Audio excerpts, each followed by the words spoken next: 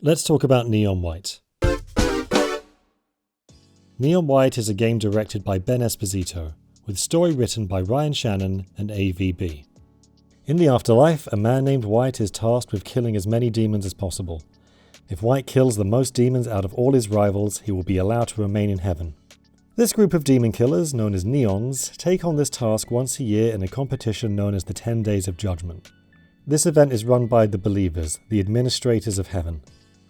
This simple setup already tells us a lot about the game.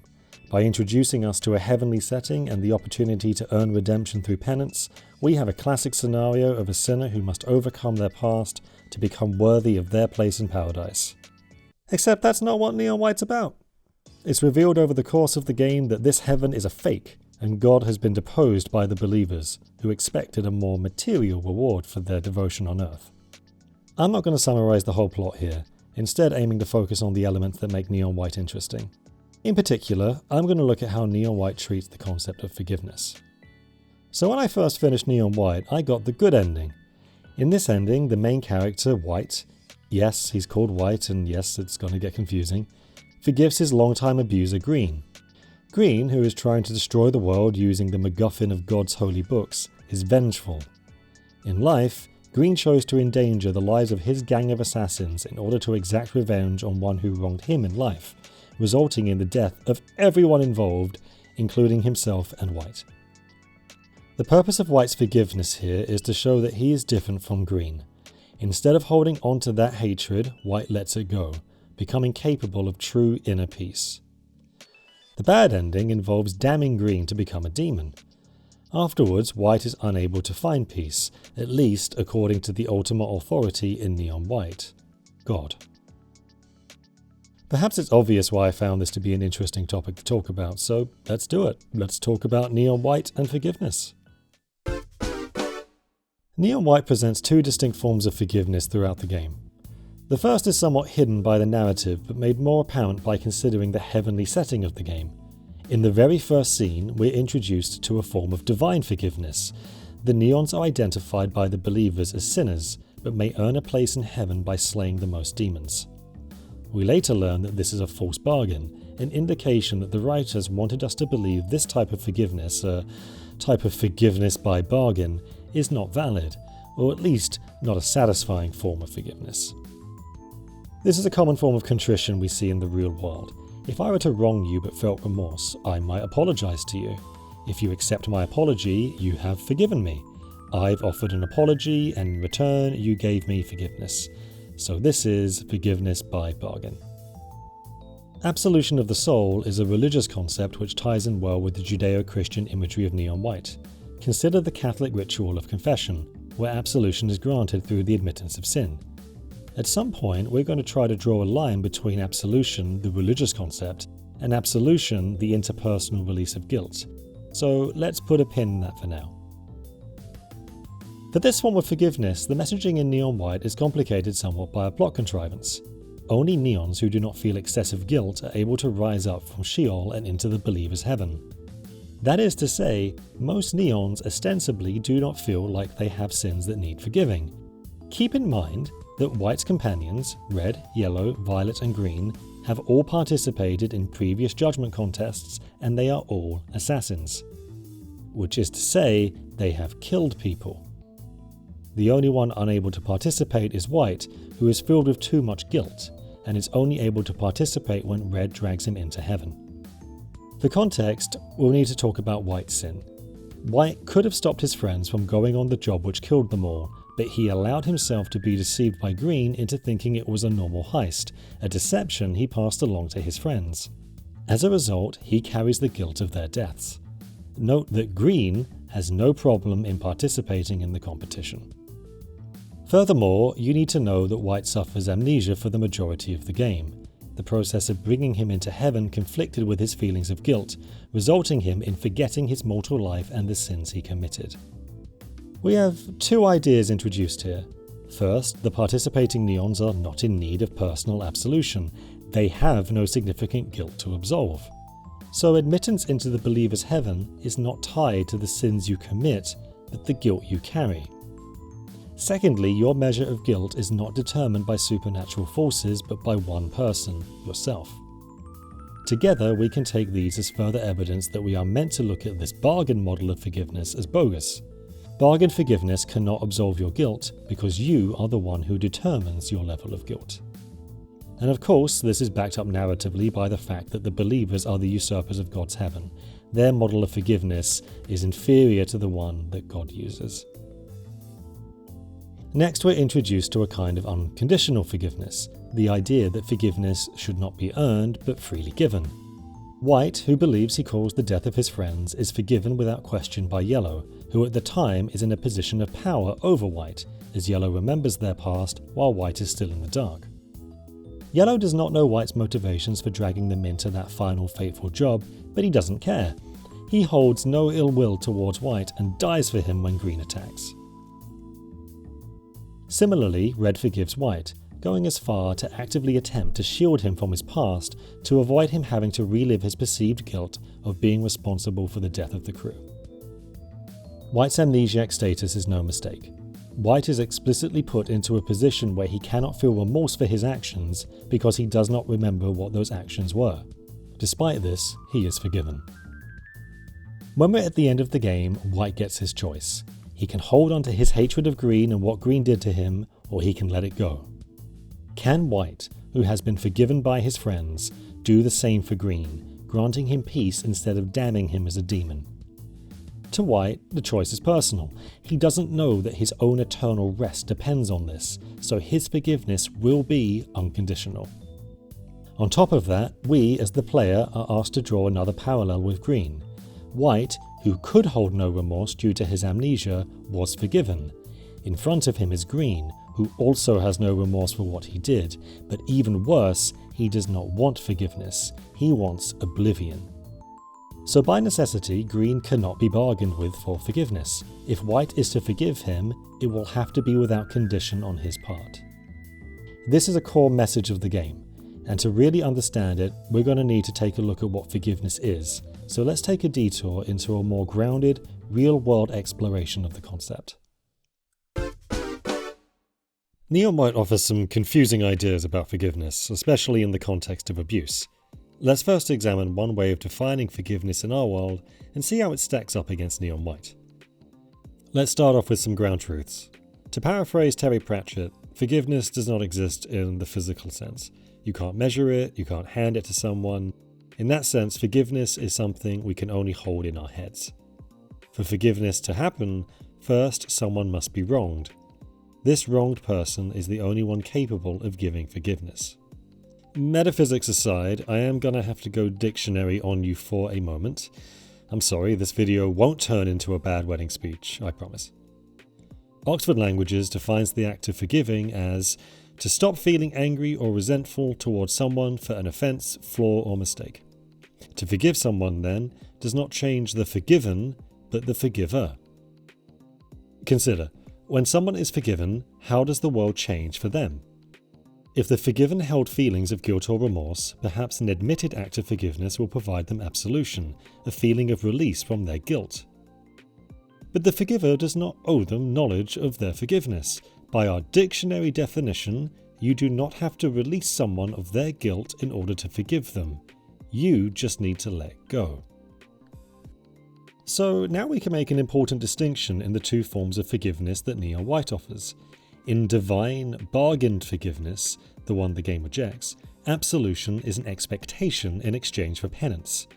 But outside of a bargain, for a person to forgive another person does not necessitate any form of absolution. This is where divine and mortal absolution differ with regards to forgiveness.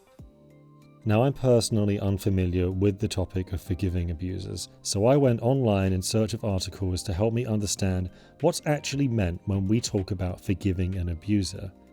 What I found was enlightening, and perhaps more widely applicable to forgiveness as a whole. These articles tend to make similar points to each other in favour of forgiveness. Forgiveness, to them, is not about forgetting what was done to you. Forgiveness is not about absolving an abuser. In these articles, forgiveness is about letting go and moving on, and nothing more. They're very careful to not conflate forgiveness and reconciliation.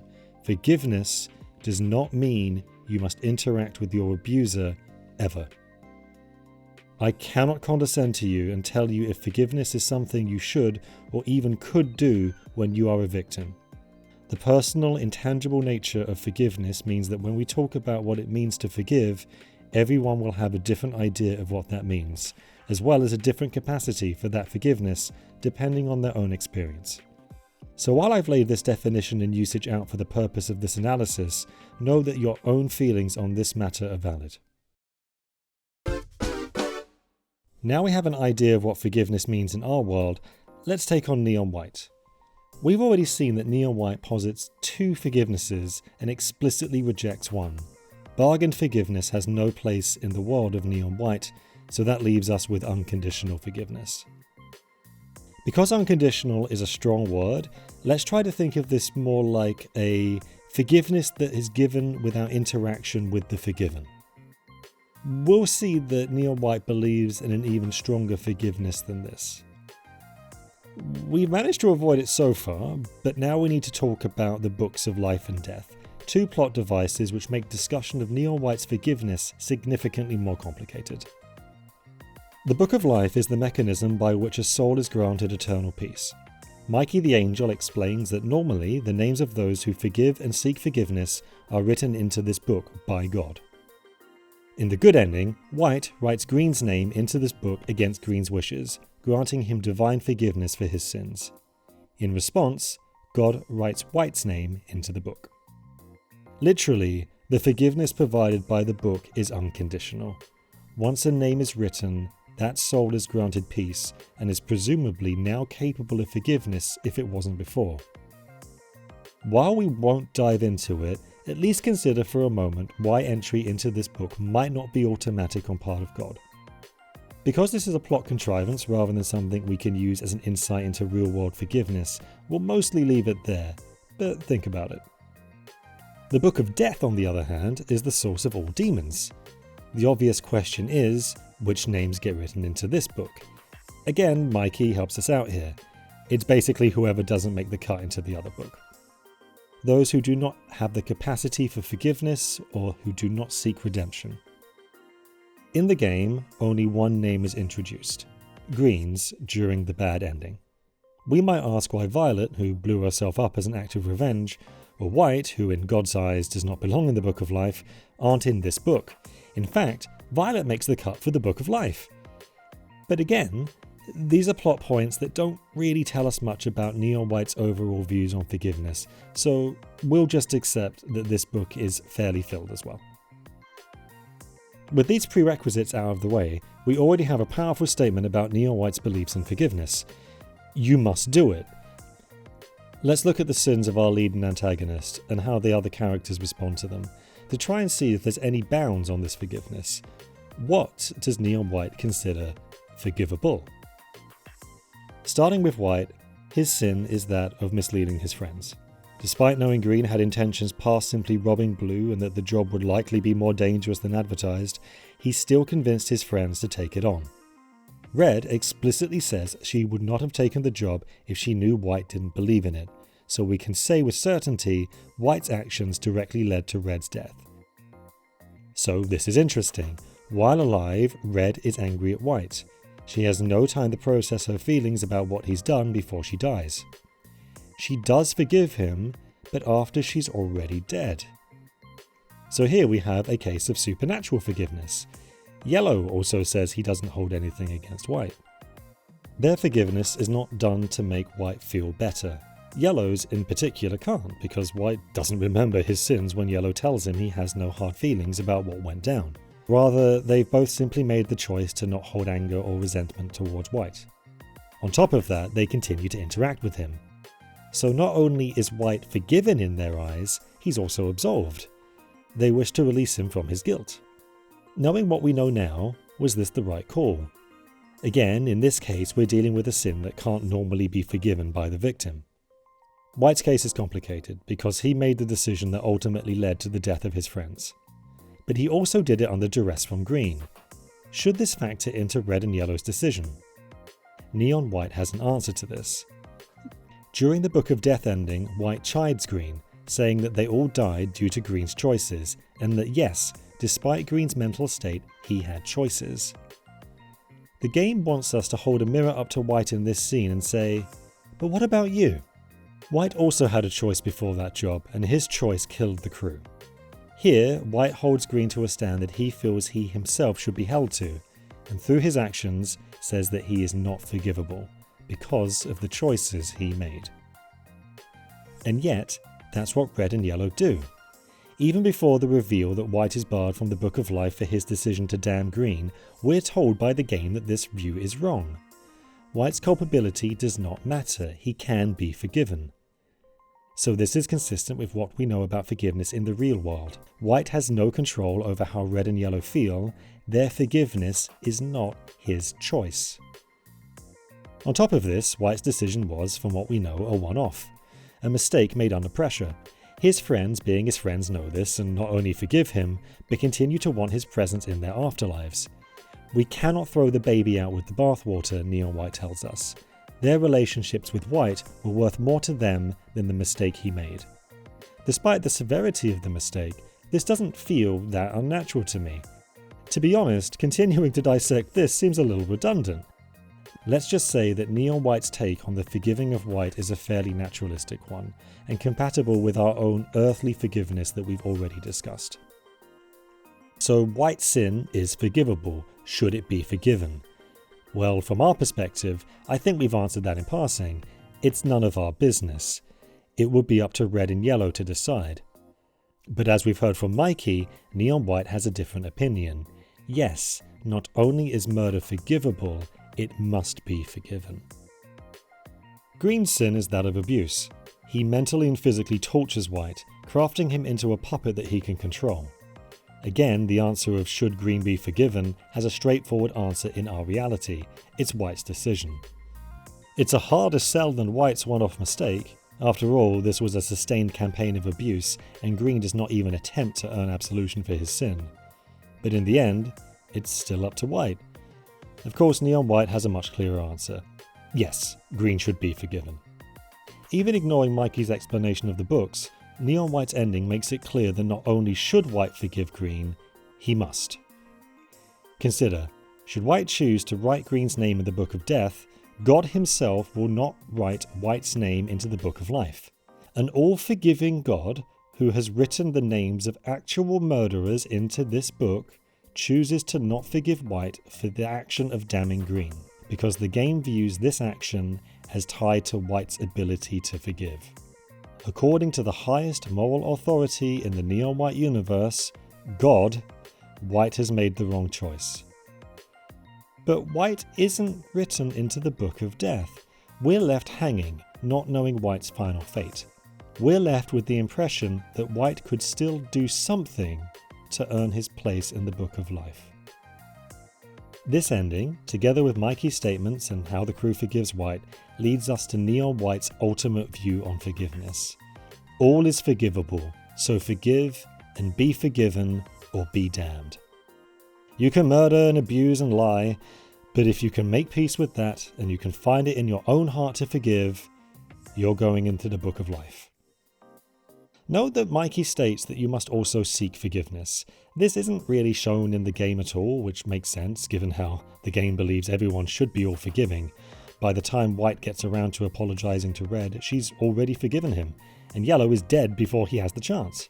But it is odd that these assassins, who show no remorse for their line of work outside of talking about getting out of the business, are written into this divine book. Then again, we're probably getting a little bit too much into the plot weeds here. This view that forgiveness is not only always possible but mandatory is the source of much of my frustration with Neon White. It also marks a departure from real-world forgiveness. But perhaps we can be charitable. Because forgiveness is a release of anger, Neon White might be advocating purely for a form of inner peace. I do understand we veered towards the philosophical, so let's just take Neon White at face value. It says inner peace is good, therefore forgiveness is good. In the narrative of the game, eternal peace is what the characters are striving for, so if we accept this logic, then neon white is internally consistent. Now, should we accept all forgiveness as a philosophy in our day-to-day lives? Well, that's up to you. Neon white has laid out its argument, and that's all it can do. While this sums up Neon White's core views, there's still one aspect of the final forgiveness scene which causes concern. In this instance, White is doing more than moving past Green's abuse. He is saving Green from damnation. In fact, he's the only one who can, and if he doesn't, White himself will not be saved. The messaging here could imply that abuse absolution is imperative to be truly at peace, but I think ultimately Neon White is not in support of this. Green's own lack of desire for absolution and White being in complete control of his own forgiveness, this scene is painted as a victory for White and a crushing defeat for Green. By forgiving Green, White has freed himself of his abuser, and Green will not be able to hurt anyone else ever again.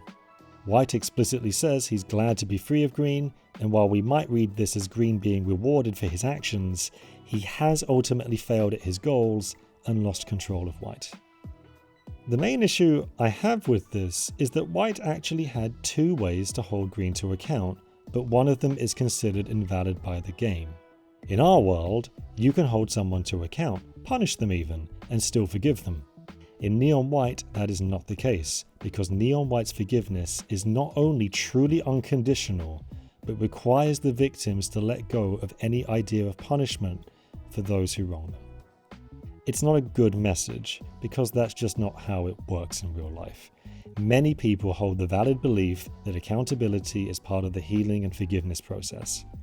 Green gets a slap on the wrist and eternal peace. Yes, he lost control on White, but he gained a lot more. To be honest, I think the scene is in a difficult position. In order to show White has truly learned the game's message in an action-packed climax, the game doesn't really have time to have White sit in a quiet room partaking in introspection. He needs a physical way to show his forgiveness, and the Book of Life is the answer to that problem. If there was a way to frame White's final forgiveness such that it didn't imply any form of absolution or reward for Green, it would have worked out better.